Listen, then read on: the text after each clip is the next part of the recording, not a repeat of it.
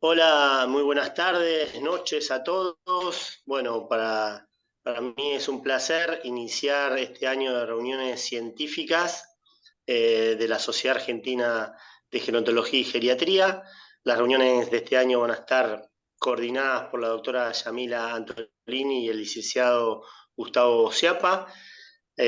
Hoy tenemos el agrado de tener un amigo de la casa, el doctor Daniel Senjar, que lo va a presentar Yamila. Y bueno, nada, esperemos que sea un muy lindo año de reuniones científicas y que nos acompañen todos ustedes. Así que gracias por estar acá. Mi nombre es Matías Manzotti, soy el presidente actual de la Sociedad Argentina de Gerontología y Geriatría y estamos muy contentos de iniciar este año de reuniones científicas. Yamila. Ujú. Hola, ¿qué tal? Buenas noches. Muchas gracias, Matías. Bueno, muchas gracias a todos los directivos de la sociedad y miembros de la sociedad por la invitación para coordinar estas reuniones científicas de este año 2024 junto a Gustavo, como lo hicimos el año pasado. Así que bueno, la verdad que empezamos con una charla de lujo, porque lo tenemos a Daniel para abrir estas reuniones científicas. Y de lo que va a hablar, en realidad, es sobre Alzheimer. ¿Qué hay de nuevo? Actualización sobre diagnóstico, biomarcadores y tratamiento. La verdad que hay mucho dando vueltas y no sabemos qué hacer con esta información y tampoco tenemos quizás toda la información que deberíamos disponer. Así que bueno, el doctor Daniel Steinhardt es especialista en medicina interna y geriatría. Él es jefe de la sección de evaluación cognitiva del anciano del Hospital Italiano. Es investigador principal en protocolos de intervención farmacológica en enfermedad de Alzheimer. Y bueno, y también pertenece obviamente a la sección de geriatría del Servicio de Clínica Médica del Hospital Italiano. Así que no sé si, Gustavo, querés decir antes algunas palabritas, antes de darle la palabra a Daniel. No, bueno, solamente en primer lugar agradecer a la Sociedad de Geriatría y Gerontología y muy especialmente a Matías Manzotti habernos dado la responsabilidad y la confianza tanto a vos, Yamila, como a mí para organizar y coordinar este tipo de encuentros científicos y que lo vamos a hacer dentro de lo posible, lo mejor que podamos y siempre invitando gente del campo gerontológico y de la geriatría. Y bueno, esperemos tener un año enriquecedor, crítico y ahora nos dejamos con Daniel, que es lo más importante. Bueno, buenas noches. Muchas gracias a la Sociedad Argentina de Geriatría y Gerontología por la invitación a dar esta charla. Esta charla en realidad lo que va a tratar de ver son cuáles son las perspectivas actuales y futuras de la enfermedad de Alzheimer, ¿no? Más que una charla de práctica clínica, va a ser una charla de perspectivas. Bueno, para empezar, a ver si pasa la diapo, no pasa la diapo. Ahí está. Perdonen, ¿eh? ¿Cuáles son las causas más comunes de deterioro cognitivo, el problema que tanto vemos en la clínica? Bueno, en primer lugar, la enfermedad de Alzheimer, en segundo lugar, la enfermedad por cuerpos de Lewy, después tenemos el deterioro vascular, hay un tipo de deterioro nuevo que es descrito, no es nuevo, que está descrito recientemente, que es la degeneración de la proteína TDP43, la demencia frontotemporales, etcétera, ¿no es cierto? Esto es el panorama de las causas del deterioro cognitivo, ya sea deterioro cognitivo leve o demencia después de los 50, 60 años. Quizá cuando avanza la edad, lo más razonable es hablar de esto, de superposición de causas, y así es como vamos a ver muchos pacientes que en realidad tienen cuadros mixtos, cuando se mezclan dos, tres o más entidades. Por ejemplo, Alzheimer más vascular, Alzheimer más Lewy más vascular, Alzheimer más TDP43 más vascular, y eso es lo que termina dando el fenotipo clínico, la expresión clínica de la enfermedad, ¿no? Entonces, tenemos una serie de causas individuales, pero estas causas individuales, sobre todo en personas de edad muy avanzada, suelen estar presentes más de una y dar cuadros mixtos, ¿no? Entonces, bueno, ese es el panorama de la etiología del deterioro cognitivo. Ahora bien, si ustedes lo piensan, salvo el deterioro cognitivo vascular, todas las demás enfermedades que he mencionado son enfermedades neurodegenerativas. ¿Y qué es una enfermedad neurodegenerativa? Una enfermedad neurodegenerativa es una enfermedad caracterizada por la pérdida selectiva de grupos de neuronas vulnerables debido a alteración de proteínas específicas, es decir, es una proteinopatía. Una proteína específica sufre desnaturalización, pierde su funcionalidad precipita, siendo precipitados insolubles. Al perder su funcionalidad, la célula deja de funcionar y finalmente muere. ¿Cuáles son estas proteínas? Bueno, por ejemplo, en el caso de la enfermedad de Alzheimer tenemos dos proteínas. La proteína precursora de amiloide, que se termina transformando en precipitados de beta-amiloide, y la proteína tau, que termina transformándose en precipitados de proteína tau fosforilada. Es decir, proteínas normales del cerebro o de las neuronas terminan formando precipitados patológicos, pierden su funcionalidad y la neurona muere. Y esta característica se va transmitiendo de neurona a neurona, lo que hace que la entidad sea progresiva. En la enfermedad de Parkinson o en la demencia por cuerpos de Lewy hay otra proteína alterada que es la alfa-sinucleína. Entonces, la enfermedad de Alzheimer podríamos decir que es una amiloidopatía o una taupatía. Las enfermedades, el Parkinson es una alfa-sinucleinopatía. Entonces, ese es el concepto de enfermedad neurodegenerativa. Bien, en el caso del Alzheimer, como les dije, hay dos proteínas que están afectadas. La proteína precursora de amiloide, que termina en su desnaturalización formando estos precipitados, que son las placas seniles con un núcleo de amiloide central y estructuras periféricas de neuritas, neuronas destruidas, etc. Y la proteína tau fosforilada, que termina formando esta estructura en llamarada, que son los ovillos neurofibrilares, intraneuronales. ¿Sí? Vamos a la proteína beta-amiloide. Hablo de todo esto porque esto es importante entenderlo para entender cómo funcionan los biomarcadores y los nuevos tratamientos. Esta es la proteína precursora de amiloide, una proteína normal que tenemos todos en el cerebro, es una proteína que tiene transmembrana, tiene un dominio intraneuronal y otro en la membrana y otro transneuronal. Bueno, en su metabolismo la proteína termina cortada por dos enzimas, la alfa y la gamma secretasa, produciendo este péptido que es el péptido A-beta-42, que es un péptido muy adhesivo y de difícil digestión y que se pegotea en el espacio extraneuronal formando el inicio de la placa de beta-amiloide. Esto después se producen reacciones inflamatorias que tratan de eliminar este péptido y ahí se forma la placa neurítica extraneuronal. Las reacciones inflamatorias son un componente importante de este proceso. Acá tenemos una célula de la neuroglia en estado de reposo. Cuando empieza la reacción inflamatoria, la célula de la neuroglia se llama célula de la neuroglia activada. La microglia activada y astrocitos activados cambian su conformación, su forma, y además empiezan a segregar citoquinas, sustancias oxidantes, etc.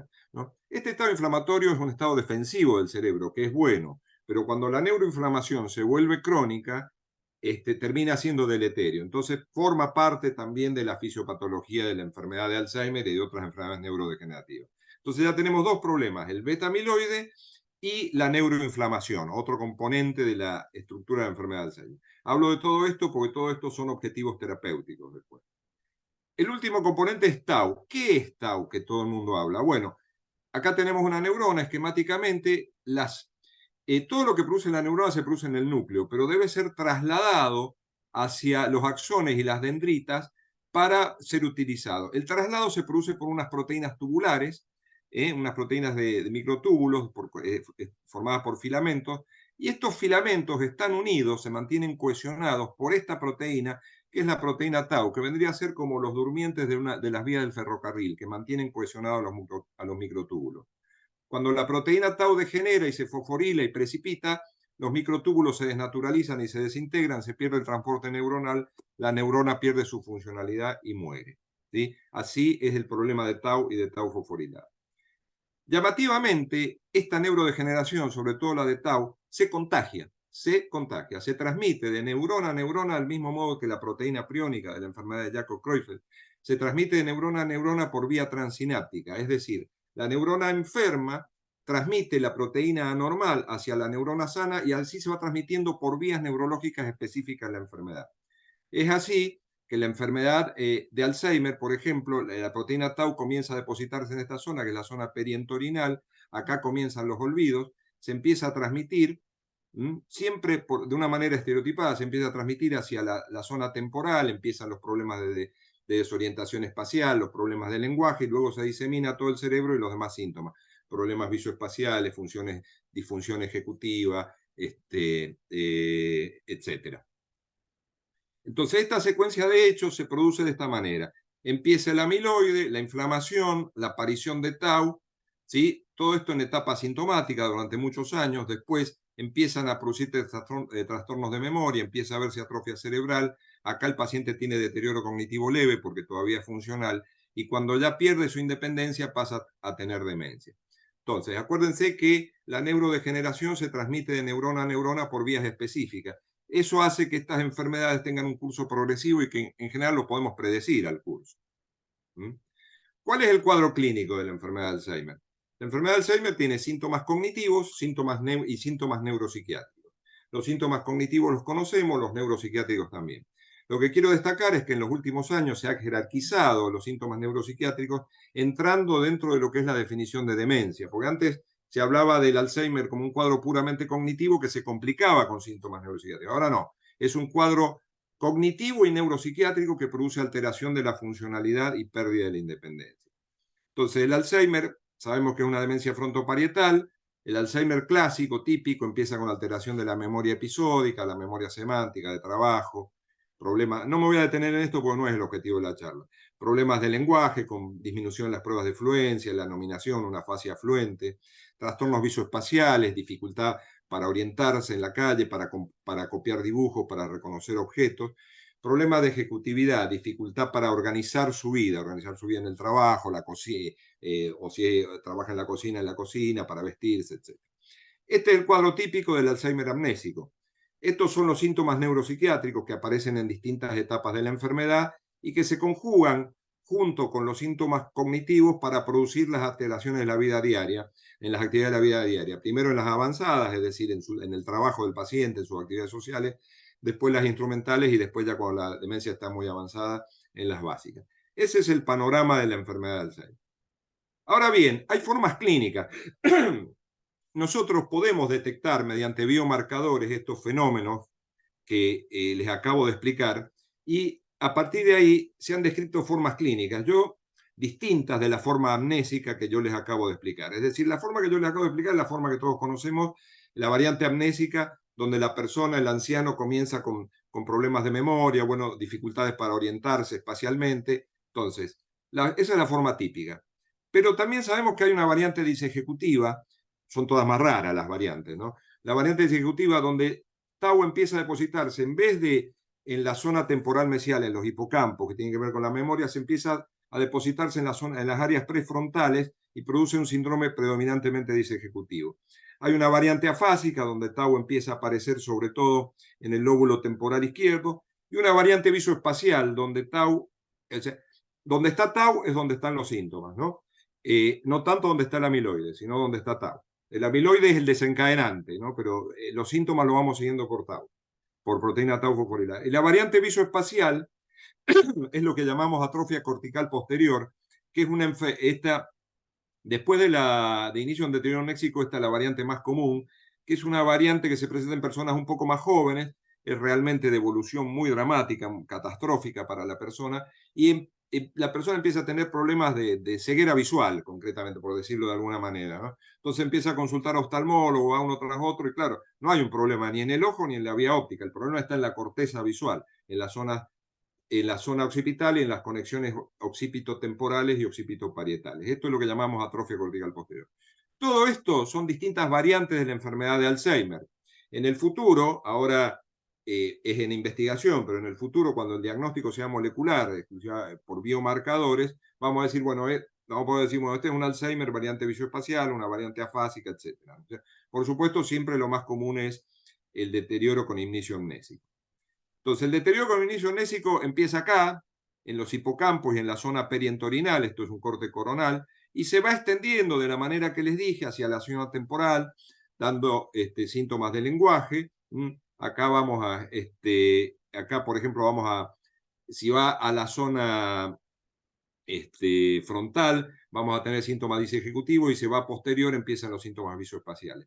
Pero las variantes atípicas, en vez de empezar donde les dije, por ejemplo, empiezan acá, y el paciente tiene síntomas visoespaciales con memoria preservada, y es un Alzheimer, porque después le haces un PET y le encontrás amiloide, es un Alzheimer. O empieza acá y es un síndrome disejecutivo, ¿sí? Acá en la zona frontal, y es un Alzheimer. Entonces, una de las primeras novedades que les quería traer es esto de que están descritas ahora estas variantes de la forma amnésica clásica, que sigue siendo la más predominante, pero que nosotros tenemos que conocer esas posibilidades de enfermedades que empiezan con problemas distintos de la memoria y sin embargo son molecularmente enfermedad de Alzheimer, ¿sí? Vamos a hablar de los biomarcadores de Alzheimer. Yo toda esta introducción que les hice es para tratar, porque nos viene bien para entender esto, ¿no? El primer biomarcador que nosotros tenemos es la resonancia estructural. Esto es una persona que falleció y no tenía enfermedad de Alzheimer, y esta es una persona que falleció y tenía enfermedad de Alzheimer. Esto es el hipocampo, esta es la zona perientorinal, ¿sí? Esto se llama corteza temporal mesial. ¿Qué es lo que vemos acá? Tres cosas tenemos que ver para decir que hay atrofia de hipocampo. Primero, disminución de la altura del hipocampo. Segundo, este espacio que es virtual, que es el asta anterior del ventrículo lateral, se vuelve enorme y visible. Y este otro espacio, que tiene líquido cefalorraquídeo, y este otro espacio que también es virtual, que es la fisura coroidea, también se vuelve visible. Entonces, esto es en una anatomía, en una autopsia, y lo podemos ver en la resonancia, en el paciente, en la persona viva. Entonces, esta persona tiene los hipocampos normales, acá comienza la atrofia, y acá ustedes pueden ver la disminución de la altura del hipocampo, el agrandamiento del asta anterior del ventrículo lateral, la aparición de la fisura coroidea. Esto es atrofia de hipocampo, que se mide con una escala que se llama MTA, MTA 0, 1, 2 y 3, pero bueno, nosotros tenemos que pedir en la resonancia cortes coronales para ver el hipocampo y buscar la atrofia del hipocampo. Fíjense, acá hay dos pacientes dementes, uno tiene una demencia que no es Alzheimer y este paciente tiene una demencia que sí es Alzheimer. El grado de deterioro cognitivo-conductual y funcional es similar, pero la atrofia de los hipocampos es absolutamente distinta y mucho más marcada en la persona que tiene Alzheimer. Este es un paciente nuestro del hospital italiano, fíjense, es enorme la atrofia de los hipocampos y visible. Esto tenemos que buscarlo, porque antes nosotros decíamos que la resonancia o la tomografía era para descartar otras causas como un tumor cerebral. No, ahora, además de descartar otras causas, es para hacer un diagnóstico positivo mirando la zona temporal mesial. Pedimos una resonancia que tiene que tener por lo menos 1,5 Tesla con cortes coronales para ver el hipocampo. Este es el primer biomarcador, es un biomarcador estructural. Otro biomarcador es el estudio PET con FDG, la tomografía, se me perdió la flecha, aparece la flecha, bueno, me produce mucho estrés. El estudio, ahí está, volvió a desaparecer, ahí está. El estudio PET con FDG, tomografía con emisión de positrones con FDG. FDG quiere decir flúor de oxiglucosa, glucosa. Es una glucosa marcada con flúor, ¿sí? Con flúor radioactivo. Entonces, en el cerebro normal, acá hay metabolismo de glucosa, es decir, este cerebro está trabajando. Este es el patrón típico de un cerebro con enfermedad de Alzheimer. Se borran con enfermedad de Alzheimer amnésica, ¿no? Las que le he mostrado. Se borran las estructuras temporoparietales y se borra esto, que es el cíngulo posterior. Se borra esto y se borra esto. Entonces, este paciente tiene un deterioro cognitivo leve, este paciente, bueno, es más profunda la pérdida de metabolismo, este paciente tiene enfermedad de Alzheimer. Acuérdense, flúor de oxiglucosa marca metabolismo. Es la misma sustancia que se usa para los PET oncológicos, ¿sí? Acá tenemos uno realizado en nuestro hospital, un paciente con enfermedad de Alzheimer. Acá no se le borró el cíngulo posterior, pero sí vimos, este es un patrón característico, la desaparición de la zona temporoparietal.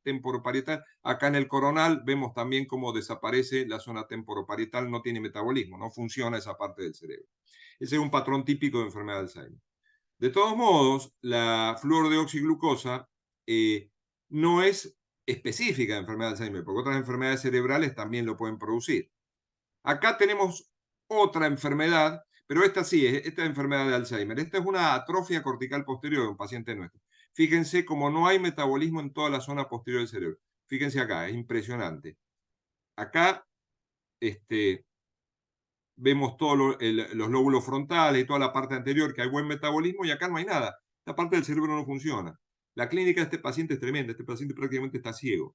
El ojo derecho no ve nada y con el ojo izquierdo ve algunas cosas, y los oculistas le dicen que está fenómeno. Esto es una atrofia cortical posterior, y acá esto está lleno de amiloide, lleno de amiloide, de proteína tau fosforilada, etc. ¿sí? Es una enfermedad de Alzheimer de presentación distinta. Esto es otra enfermedad, es una demencia frontotemporal. Fíjense cómo se borra el metabolismo en los lóbulos, en la zona frontal. Entonces, el PET con FDG nos da un patrón típico, pero no es específico. En realidad, sí, si ustedes ven esto es específico de enfermedad de Alzheimer. Prácticamente no hay otra enfermedad que pueda producir esto, ¿sí? Pero esto, por ejemplo, tenemos que ir a la clínica, porque la demencia por cuerpos de Lewy y la atrofia cortical posterior dan un patrón parecido. Y acá también tenemos que basarnos en la clínica, porque la demencia frontotemporal o una enfermedad de Alzheimer de presentación atípica de comienzo frontal podrían dar un patrón parecido, digamos, ¿no? Si ustedes no disponen de PET con FDG, se puede hacer esto que se llama SPECT con IPAO, con HM-PAO. Esto es un oxígeno marcado. Lo que marca esto es perfusión, no marca metabolismo. Pero de todos modos va en paralelo con el metabolismo. Fíjense, acá tenemos, las imágenes son menos claras, pero también se pueden ver. Fíjense acá cómo está la disminución temporoparietal propia de un paciente con enfermedad de Alzheimer que corroboramos el diagnóstico con HM-PAO. Fíjense acá. Esto es un SPECT con HM-PAO. Fíjense en el sagital cómo se ve. Las imágenes son bastante características. Vamos a ver ahora el tema del PET con marcación de amiloide. El PET con marcación de amiloide, lo que acá inyectamos es una sustancia que se pega al amiloide, si lo hubiera, una sustancia radiactiva que se pega al amiloide. La primera sustancia que se produjo es el producto Pittsburgh, que es un producto con carbono, que tiene una molécula de carbono en posición 11 y que tiene el problema que tiene muy corta vida media, 20 minutos. Entonces vos, además de tener el aparato de PET, tenés que tener un ciclotrón al lado para... No podés tener stock, lo tenés que producir en el momento que tenés al paciente. Es bastante complejo el asunto. Luego se produjeron otras sustancias como el florbetabén, el florbetapir, el flutemetamol, que son floradas y tienen una vida media más larga, de unos 50 minutos, etc. Tampoco es una gran cosa, pero eso te permite trasladarlo. Entonces, por ejemplo, hay un ciclotrón en Villa Martelli que fabrican materiales, estos compuestos radioactivos, y yo no podría decirle, bueno, fabricame producto PIB y tráemelo al hospital italiano, porque en 20 minutos no llega de Villa Martelli. Pero bueno, sí podés evaluar de hacer otro que tenga una vida media de 50 minutos, haces en exceso y te llega, digamos. O sea, sorteas esa dificultad, podés tener un marcador a distancia. Pero bueno, vamos al hecho. El PET-PIB correlaciona, o sea, la captación de este producto, Pittsburgh, y todos los demás similares, ¿no? El de carbono y los de flúor, correlaciona con placas maduras en la corteza. No correlaciona con la severidad del deterioro. Yo le he pedido este estudio a algunos pacientes y después me dicen, ¿y tengo mucho o tengo poco? No, esto es como si está embarazada. ¿Está embarazada o no está embarazada? Es dicotómico el asunto. ¿Tenés o no tenés, digamos? Después, la severidad del deterioro, obviamente te lo da la clínica, pero no el PIB. El PIB lo único que te confirma es que tenés amiloide. Entonces acá tenés, esto es un estudio negativo, se compara contra cerebelo, y esto es un estudio positivo, donde la corteza está llena de amiloide, ¿sí? Fíjense que este paciente tiene demencia y este tiene deterioro cognitivo leve, sin embargo este tiene más carga que el otro, es decir, no correlaciona con la severidad. Esto es Pittsburgh. Acá hay otros que, como les digo, son florados, este es el flutemetamol. A veces hay un poco de captación subcortical, esto es negativo, la captación tiene que ser en la corteza. Esto es florbetapir. Bueno, la enfermedad de Alzheimer actualmente, en el futuro, se pretende que se diagnostique por clínica, pero se confirme con uno de estos métodos, digamos, ¿no?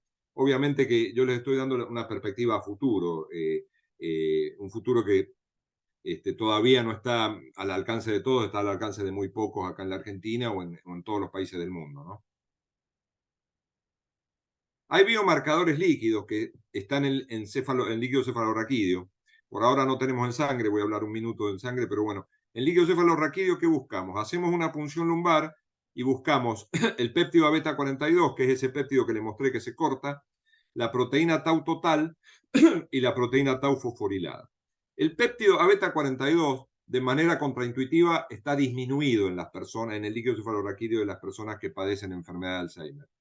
La proteína tau total y la proteína tau fosforilada está aumentada. ¿Por qué está disminuido el péptido beta 42? porque hay un problema de drenaje, de limpieza, el líquido, el péptido beta 42 se pegotea y queda en las placas y no se drena por el sistema linfático hacia el líquido cefalorraquídeo. Dije linfático y no linfático, ¿eh? Entonces, acá tenemos más o menos los valores normales. Esto está un poco corrido. Los valores normales son 500 nanogramos, 600 nanogramos litro, separan lo patológico, que es en menos, de lo normal. Entonces, a beta 42, esto tiene, inclusive, esto se positiviza antes que el PET. El beta 42 disminuido en líquido cefalorraquídeo correlaciona con placas de amiloide en autopsias y captación en PET. Acá tiene un informe de un paciente, esto del Instituto Karolinska de Suecia, este es un paciente mío de un protocolo. Este paciente tiene amiloide en líquido cefalorraquídeo y tiene clínica de Alzheimer, este paciente tiene Alzheimer. Entonces lo informan así. Tau. Con tau, ¿qué hace tau líquido cefalorraquídeo? Tau total es inespecífico. En cualquier enfermedad que haya destrucción neuronal, aumenta la tau. Son como las transaminasas hepáticas. Lo que sí es, no te dice cuál es la causa. Lo que sí es específico es la fosfotau. Fosfotau sí es específica de enfermedad de Alzheimer y más o menos tiene que haber más de 700 picogramos por litro. Es para hablar de enfermedad de Alzheimer. Bueno, después hay algunos refinamientos. Yo le estoy dando una idea general de cómo viene la mano con esto. En plasma todavía no hay ningún biomarcador que esté aceptado y que haya pasado todas las pruebas de sensibilidad, especificidad, valor predictivo, positivo, negativo, eso.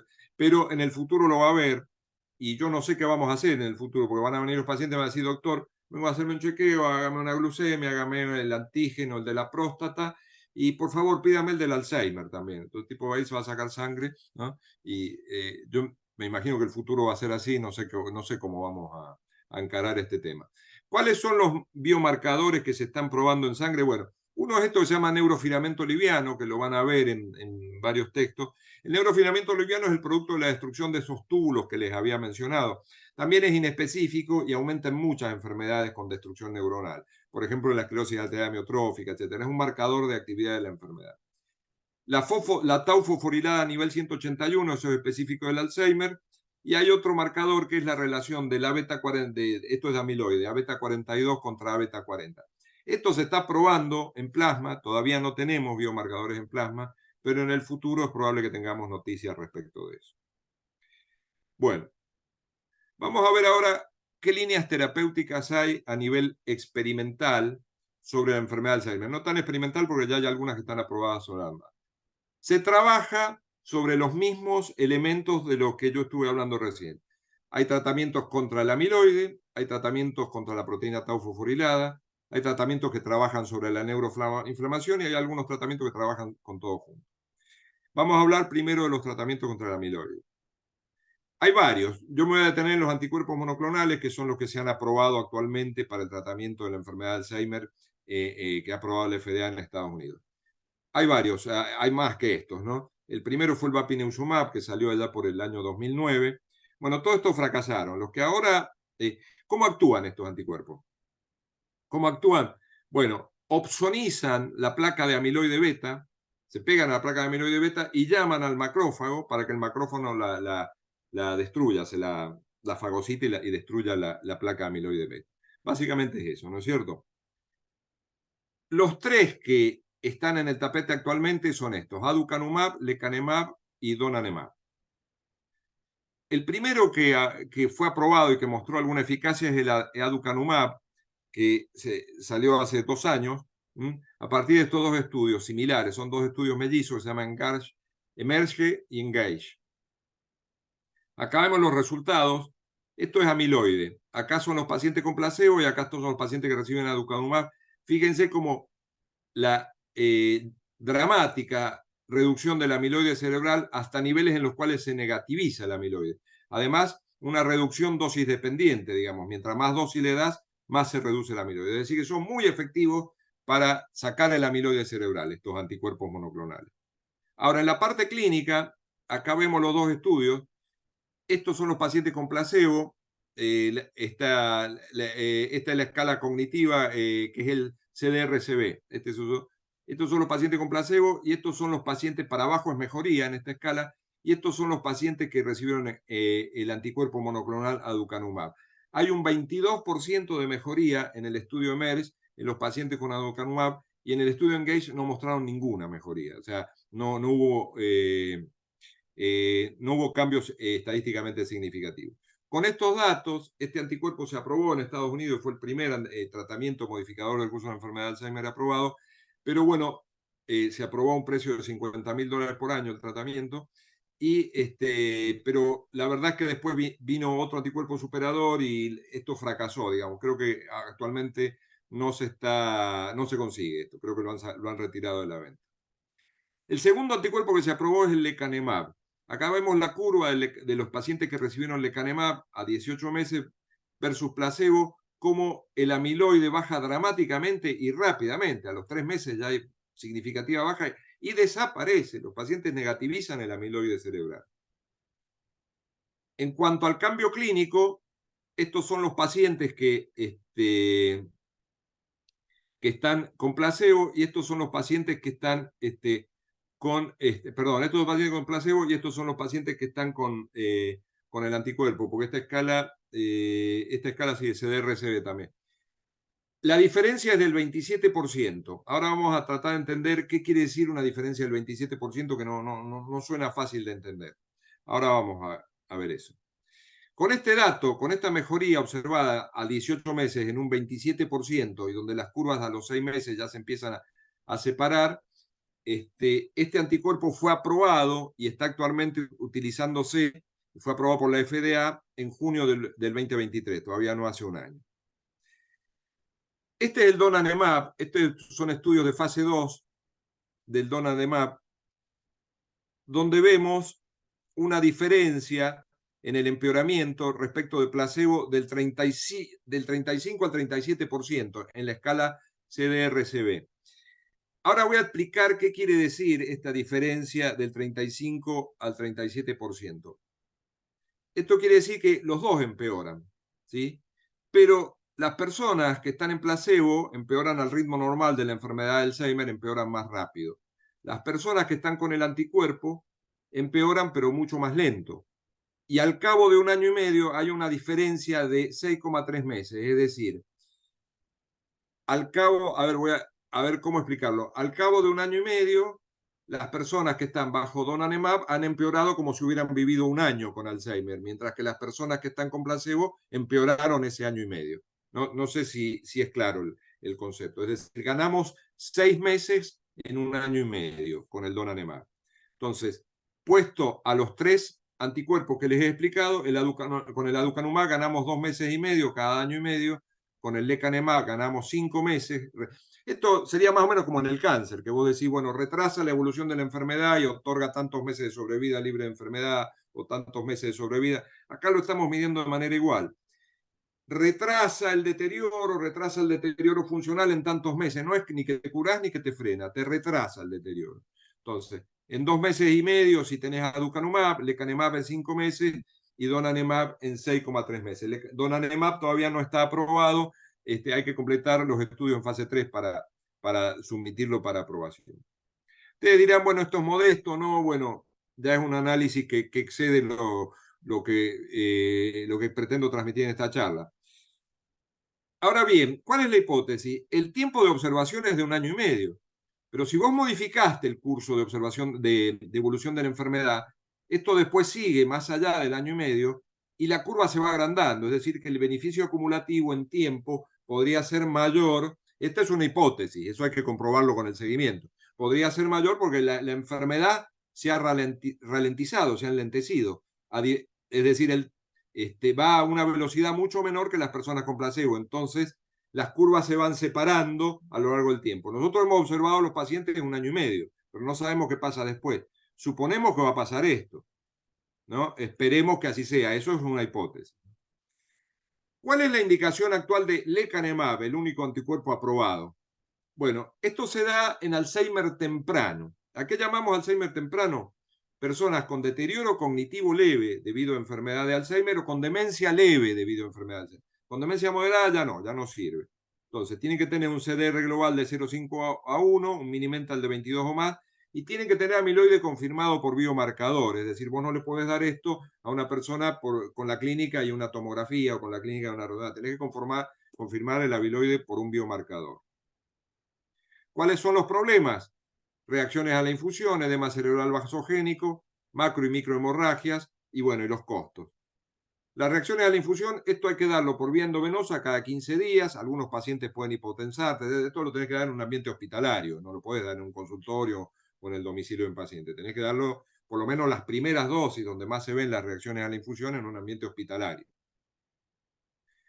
El edema cerebral vasogénico. Miren esta tomografía, esta resonancia de una paciente nuestra. Fíjense estos surcos acá y compárenlo con esto. Fíjense que estos surcos tienen hiperintensidad.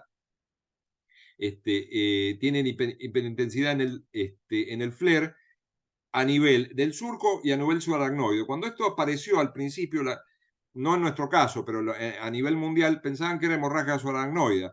Después se estudió y se ve que esto es líquido de edema. Edema no es un líquido inflamatorio ni nada. Esto es edema cerebral vasogénico que se produce en un 25 a 30% de los pacientes que reciben estos anticuerpos monoclonales antiamiloides. Acá lo vemos con más detalle el edema. ¿Ven cómo se borró el surco? Fíjense, este surco está normal, este está borrado por líquido de edema, e inclusive el edema alcanzó la zona subaracnoide.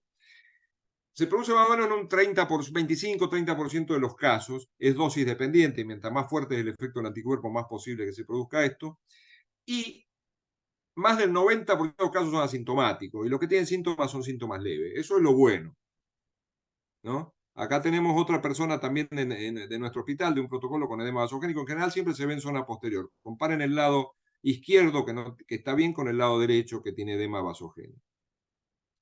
¿Por qué se produce esto? Porque las personas que tienen enfermedad de Alzheimer, además de amiloide en el espacio extraneuronal, suelen tener amiloide a nivel arteriolar y capilar. Y esto se remueve también por los anticuerpos monoclonales. Entonces esto aumenta la permeabilidad vascular y produce la extravasación de líquido. Es decir, no es un material inflamatorio, es edema, y en general el curso es benigno, con pocos síntomas en la mayoría de los casos, o sin síntomas. Pero hay casos donde el edema puede ser más grave, como este. Este paciente sí tiene síntomas, puede tener convulsiones, deterioro del sensorio, etc. O hay casos tremendos como este, que es un caso mortal. Fíjense esto, un caso mortal de edema cerebral vasogénico con donanemab. Esto es rarísimo, digamos, el caso mortal, pero bueno, puede existir, digamos. Entonces, de nuevo la comparación con el cáncer, y vos te vas a someter a esto, y bueno, una persona con cáncer se somete a quimioterapia sabiendo que puede tener problemas. Es decir, no es sencillo el asunto, no es soplar y hacer botella. Otro problema, si ustedes miran esta resonancia, en este corte axial van a ver estos puntitos negros. Estos puntitos negros se llaman microhemorragias, tienen el mismo significado del edema, es extravasación por aumento de la permeabilidad. Lo que pasa es que acá la extravasación llevó también glóbulos rojos. Entonces ustedes saben que la sangre se ve negra en la resonancia, todo el material ferroquinético se ve negro, y todo el material ferroso se ve negro, y estos puntitos son de microhemorragia. Estos son vasos normales que están en el surco, pero estos son microhemorragias. Estos son asintomáticos, pero si vos tenés un paciente con esto, corre el riesgo de que la próxima hemorragia no sea micro, sino que sea macro. Entonces ahí ya tenemos un problema. Entonces, teniendo en cuenta estos datos, yo no le daría, está contraindicado darle anticuerpos monoclonales a pacientes anticoagulados, a pacientes que no les puedan hacer resonancia, pues estos pacientes sometidos a este tratamiento, además de hacerle un marcador de amiloide, tenés que hacer resonancia cada 3 meses para detectar si empezó con edema y cortar, pacientes con angiopatía amiloide demostrada, etc. Tenés muchas contraindicaciones para este problema, ¿no? Entonces, como te digo, los pacientes que tienen genotipo APOE4, es decir, APOE4x2, tienen hasta 50% de chance de tener edema vasogénico. Entonces, vos tenés que averiguar si el paciente tiene APOE4 y eventualmente informarle al paciente de los riesgos antes de empezar un tratamiento. Como te digo, tenés que hacerle el PET, tenés que tener un sitio para hacer las infusiones y monitorear con resonancia. No es algo que lo podés hacer de cualquier manera, ¿no? Hay otro tratamiento más que les quería mostrar. Bueno, ahí con el tratamiento antiamiloide. El tratamiento anti-tau está mucho menos desarrollado, está fase 1, fase 2, faltan años todavía para que aparezca alguno. ¿En qué se basan los tratamientos anti-tau? En tratar de bloquear mediante anticuerpos la transmisión transsináptica, es decir, en que tau se quede ahí y no se expanda al resto del cerebro. Después hay tratamientos contra la neuroinflamación. Actualmente estamos haciendo un trial con semaglutide, que es la droga de moda, que aparentemente las personas que reciben semaglutide, aparentemente no, se ha visto que las personas que reciben semaglutide para tratar diabetes tienen menos chance luego de desarrollar enfermedad de Alzheimer. Entonces se lo está probando a ver si se supone que tiene un efecto antiinflamatorio sobre la neuroinflamación. Entonces estamos probando semaglutide a ver si tiene algún efecto para tratar la enfermedad de Alzheimer. Bueno, por último le quería mostrar esto que es un tratamiento, que esto apareció en España, que es el tratamiento de recambio plasmático. No es nada más ni menos que la vieja plasmaféresis, ¿no? Nosotros conectamos al paciente a una máquina de féresis, la sangre se centrifuga y se separa en sus tres componentes. El plasma que está acá lo eliminamos. Suponemos que el plasma tiene amiloide, sobre todo unido a la albúmina, que está en intercambio con el amiloide y con moléculas inflamatorias y con tau en el sistema nervioso. Entonces, eliminamos el plasma e infundimos albúmina fresca. Entonces, con esto nos llevamos plasma enfermo, por así decirlo, con beta-amiloide, con citoquinas inflamatorias, y le infundimos albúmina fresca que tiene propiedades antiinflamatorias y propiedades hemorreológicas.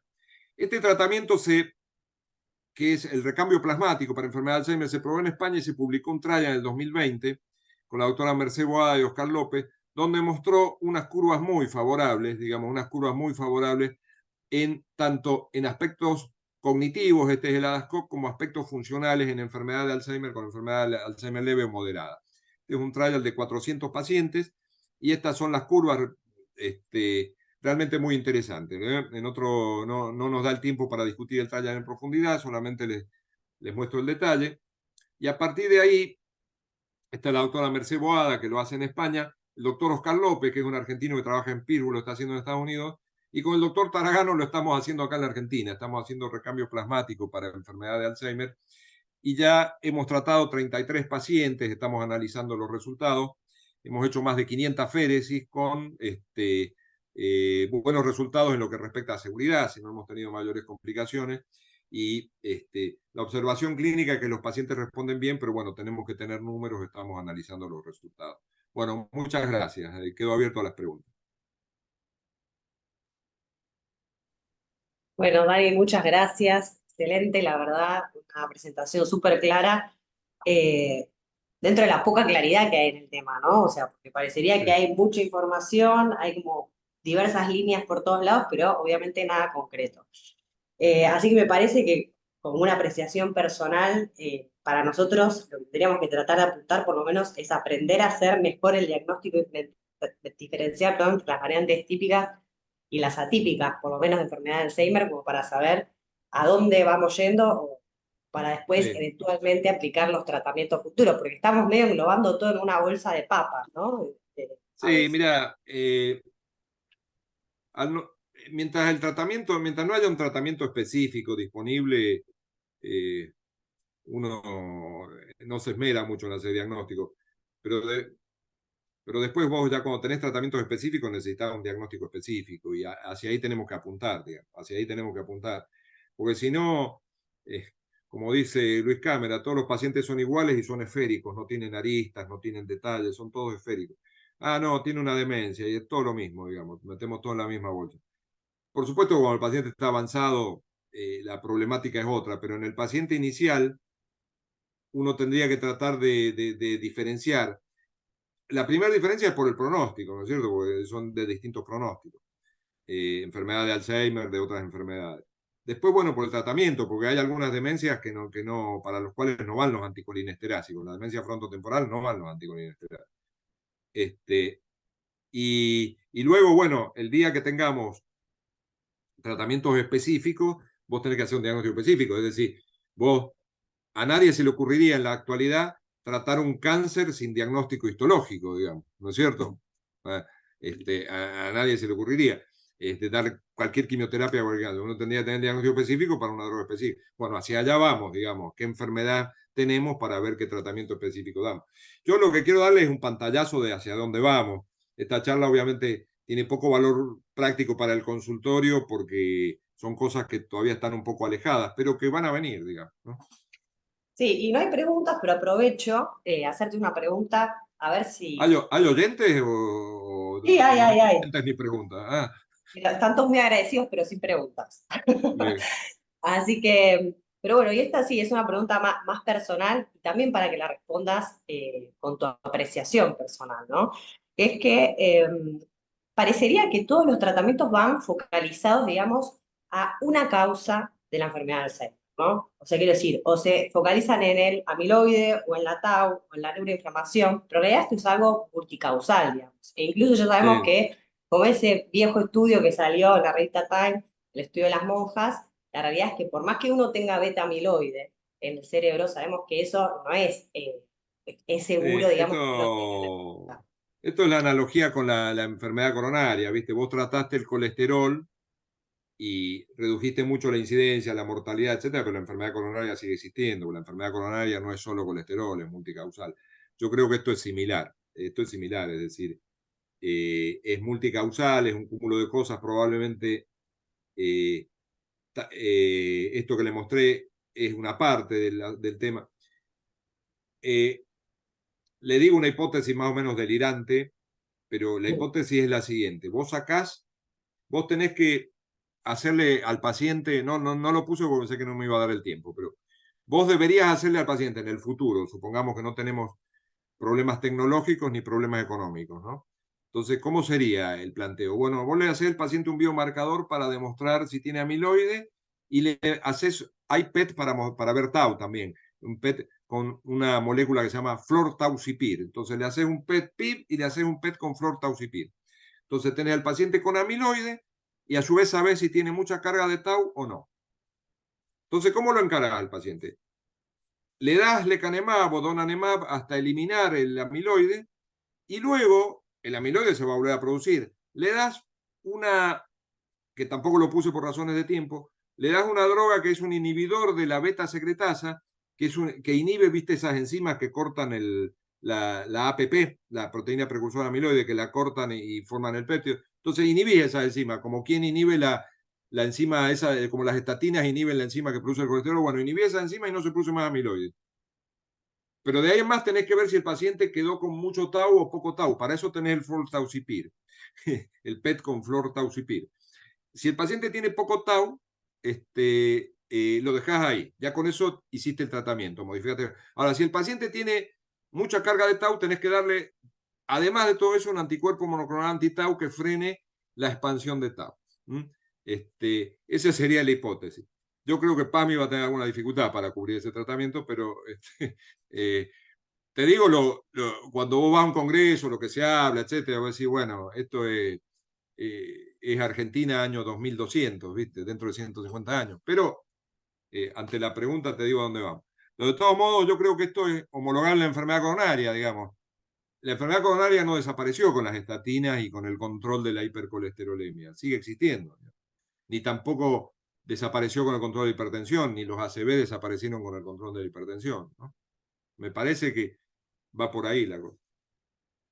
Sí, perfecto, súper claro. Sí, porque parece esa obsesión con el beta amiloide, ¿viste? Y como que no se Sí. llega a ningún lado. Bueno, con el colesterol estuvimos obsesionados 50 años, desde que empezó Framingham hasta el 94, que apareció el estudio 4S, que mostró que la simvastatina reducía la mortalidad. O sea, en el año 50 se dijo que el colesterol aumentaba, producía infartos, ¿no? Entonces empezaron con los fibratos, ¿viste? Y le bajaban el colesterol con los fibratos y no reducían los infartos. Entonces decían, no, esta hipótesis, no, el colesterol es un epifenómeno, no sirve. Cuando apareció una droga que realmente bajó significativamente el colesterol, como las estatinas, ahí se demostró la hipótesis, porque se pudo ver que bajando el colesterol disminuía la mortalidad por infarto. Pero eso tardó 40 años. Framingham empezó en el año 50 y pico y en el 1994 el estudio 4S mostró que bajando el colesterol disminuía el infarto. En el medio, viste, un montón de opinólogos decían que el colesterol no tenía nada que ver porque vos le dabas fibratos y el paciente se moría igual, etcétera, etcétera.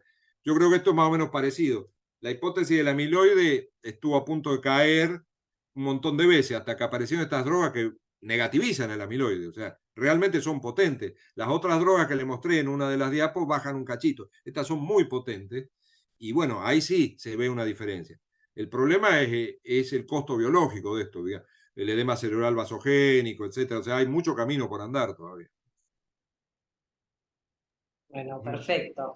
Yo, por mí, súper completo, ninguna pregunta más, así que no sé si Matías o Gustavo quieren decir. Sí, Cami, yo te quería comentar, bueno, primero felicitaciones a Daniel, me parece espectacular que en la Sociedad Argentina de Gerontología y Geriatría podamos brindar este tipo de excelentes charlas con un tan elevado conocimiento científico como el que tiene Daniel. Hay varias preguntas en el chat hay mucha gente mirándonos, Daniel, usted porque no está viendo el chat de YouTube, pero hay mucha gente. Me siento solo, si no, me siento solo. No.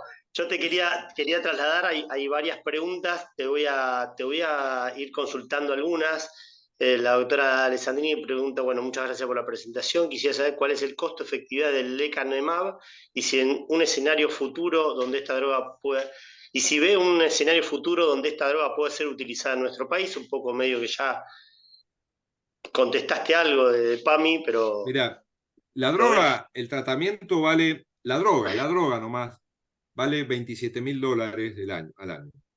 El otro valía 50 y pico, esta vale $27.000. Además, tenés que imaginarte que tenés que hacerle un PET al paciente y que cada 3 meses tenés que hacer una resonancia para ver que no esté desarrollando edema cerebral vasogénico. ¿Mm? Porque eso hay que detectarlo asintomático antes de que se produzca la catástrofe. Entonces, realmente lo veo muy lejano por el momento. Lo veo muy lejano para nuestras posibilidades, porque una cosa es que vos tenés una enfermedad rara y tenés un tratamiento caro, pero tenés un paciente en 1.000.000. En la Argentina hay 400.000 personas que padecen enfermedad de Alzheimer, obviamente en todos los estadios, pero me imagino que esas 400.000, unos cuantos miles están en etapa leve, en etapa de Alzheimer temprano y son candidatos potenciales a estas drogas. La verdad es que me parece un debate muy complicado y que no estoy en condiciones de contestarlo realmente a la pregunta con fundamento. Será Lo veo una complejo. pregunta para contestar en el futuro, por ahí. Sí. Lo veo muy complejo, me parece que excede a lo que puede opinar un médico. Tiene que opinar, además de médicos, gente que esté en la planificación, digamos, gente que... Tomando una decisión costo-económica. Sí. Acá hay una pregunta muy interesante que tiene que ver con, dice, bueno, muchas gracias por su ponencia. En relación, te cuento que hay gente de Uruguay, de Paraguay, de varios países de Latinoamérica viéndonos. Bueno, muchas gracias, dice, en relación al semaglutide, ¿el efecto observado es de clase? ¿Podría esperarse similar a resultados con el liraglutide? Con liraglutide y hay uno que se llama dulaglutide, que es un efecto de clase. Es un efecto de clase. Todas estas drogas, que son los péptidos glucagon-like, se me fue. Pero bueno, todo es un efecto de clase. El liraglutide, el semaglutide y hay una que se llama dulaglutide.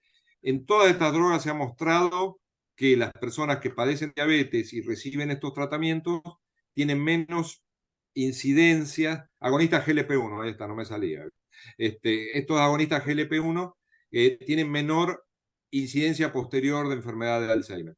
O sea, sería un efecto preventivo.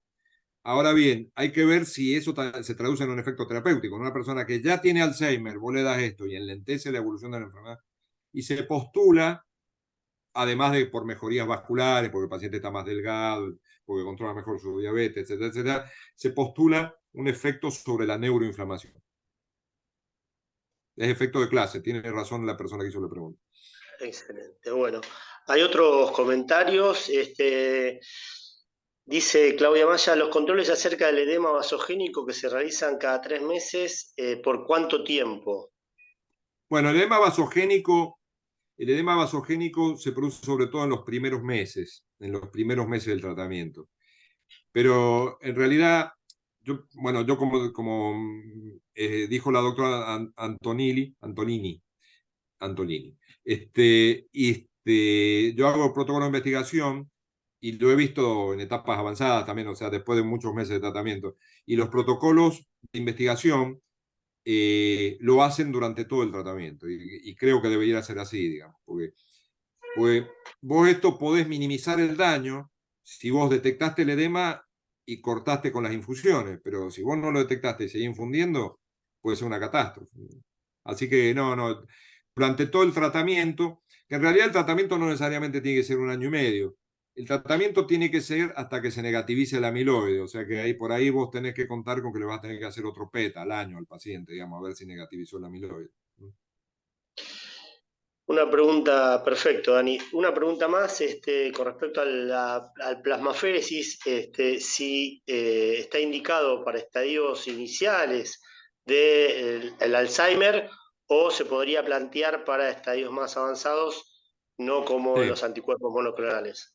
Sí, lo hacemos en demencia leve y moderada, digamos, Minimental 18 para arriba. Los anticuerpos monoclonales Minimental 22 para arriba. Esto también aclara que es experimental todavía, ¿no? Sí. Bueno, acá creo que está escribiendo el doctor Cámara, porque dice Sociedad Argentina de Medicina. Dani, ya que me nombraste, supongo que será él, le mandamos saludos, dice el doctor Cámara. Abrazo. Demencia es edema de pulmón por cardiopatía isquémica, y allí me planteo cómo tratarlo. Ralentizar el deterioro cognitivo. ¿Cuándo deberíamos evaluar la cognición? Bueno, no queda muy...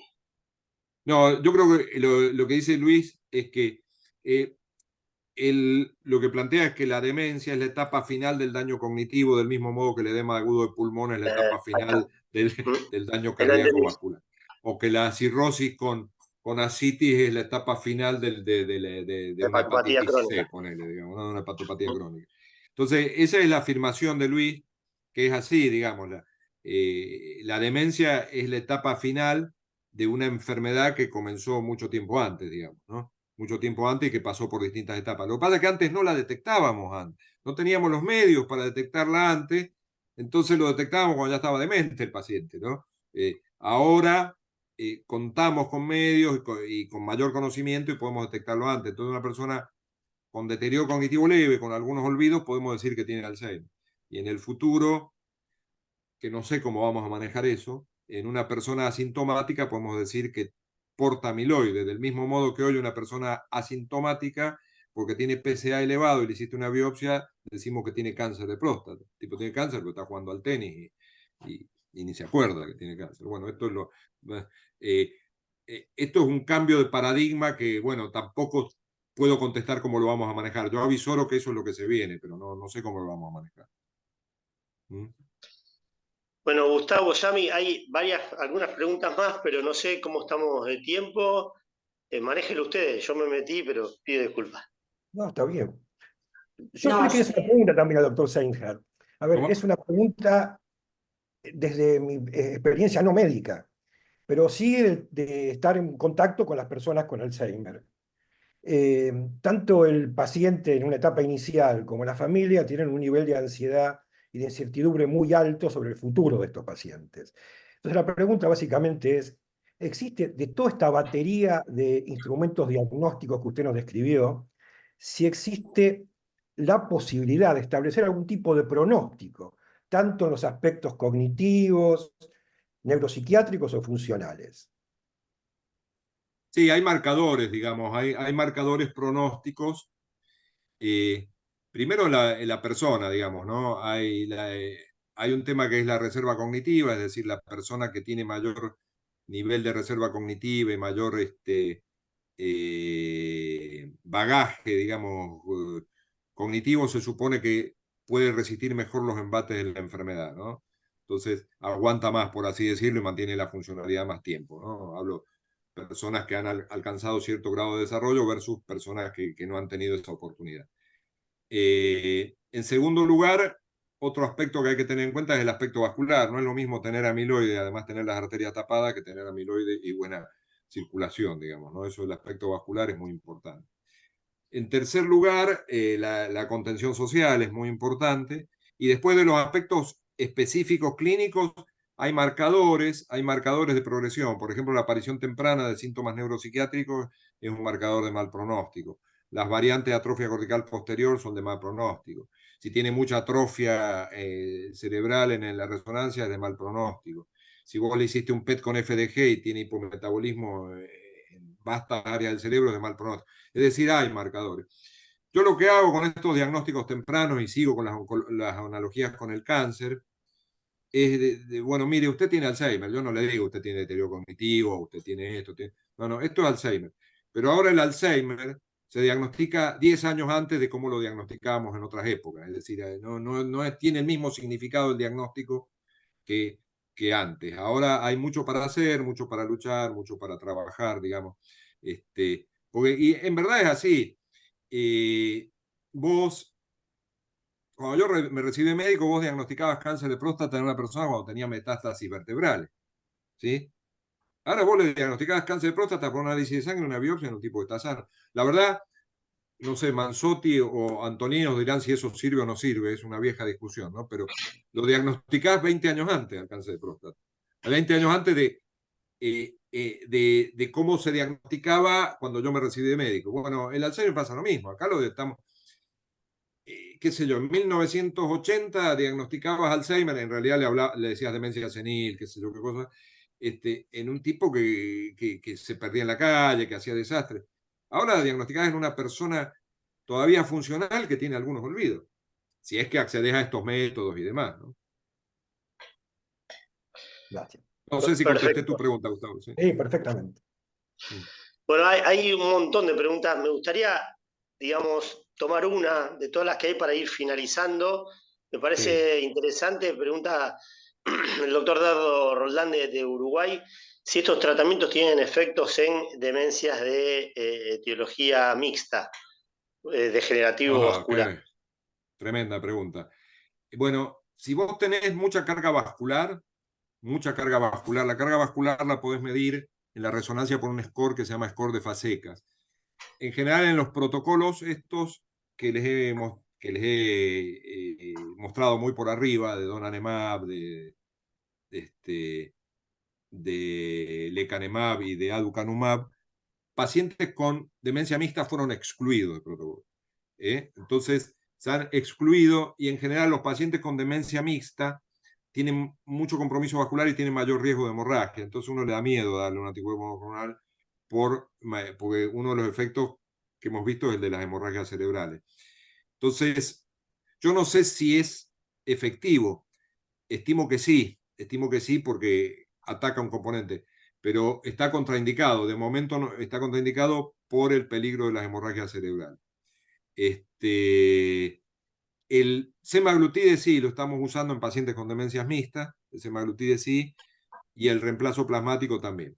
Los anticuerpos monoclonales, yo no se lo daría a un paciente con demencia mixta, no se ha probado en clinical trial, han sido excluidos estos pacientes de los clinical trial. Clarísimo. Bueno, Gustavo, Yami, nos podemos quedar toda la noche acá con muchas preguntas. Le pedimos disculpas a quienes no leímos las preguntas, pero son muchas. Pero el tiempo es tirano, ¿no? Manéjenlo ustedes, Yami, Gustavo. Sí, no, me parece que ya estamos en tiempo para no agotar. Así que, bueno, muchas gracias, Dani, de gracias a nuevo. ustedes. Muchas gracias. Muchas gracias, Dani. Chao, abrazo a todos. Chao. Chau, chau. Chao, que estés muy bien.